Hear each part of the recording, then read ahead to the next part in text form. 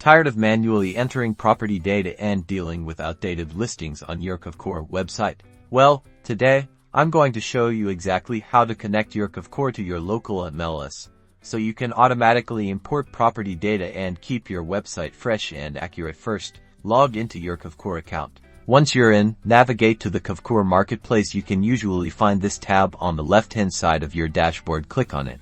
Now, look for the MLS connection or data feed option. The wording might vary slightly depending on your Kvcore version, but it should be pretty clear. Select that. You'll then be prompted to enter your MLS credentials. This typically includes your MLS username and password. Make sure you have this information handy. Enter it carefully.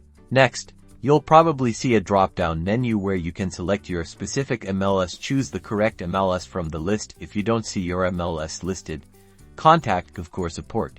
After authenticating, you can usually configure your data synchronization settings. This allows you to control how often data is updated and which data fields are imported. Adjust these settings to your preferences. Once you're happy with your settings, initiate the data synchronization process. This might take some time, depending on the amount of data being imported.